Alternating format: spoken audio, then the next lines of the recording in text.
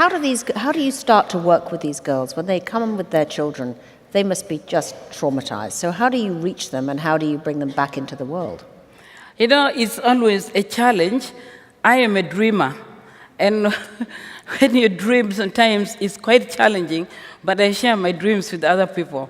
But I never look at a situation as of these girls coming with their children as a difficult situation, because first of all, I know that we can take care of these women and their children in the same compound. But my challenge is, when I invited these girls, I didn't have where to put the children. And I didn't expect the number, which turned out more than 200 girls coming with their children.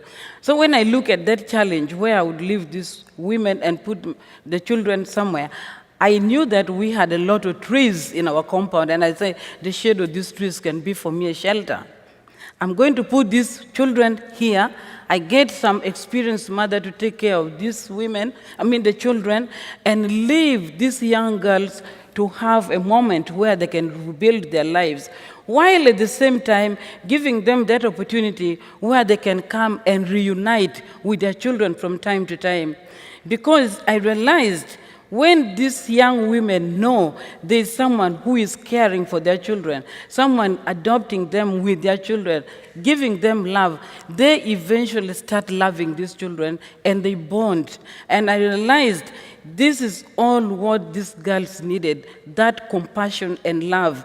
A person who can embrace them and say, I'm going to adopt you and your children. Well, it's so moving because, one doesn't think about the fact that, of course, these children are children of rape and violence, as you said, and the mothers really can't feel for them. They have to really be taught to love them. And that, you told me, was one of the things that you really have to teach them to do, is to love their own children. Yes, because I know these children are really coming from these women. And of course, the reason why sometimes they turn violent toward these children is because they don't know where to start from. Life is so confused. They have never been prepared to become mothers. And also just imagine that you have the child of your captor. That will always remain a painful image. And of course, knowing this and also taking from my own culture where we value children, when a woman is pregnant, we don't just go to her and say, you are pregnant. In whatever situation she becomes pregnant, we don't care. We say, you are blessed. That is the word everybody will say. So to me, children are still a blessing in whatever way they were got.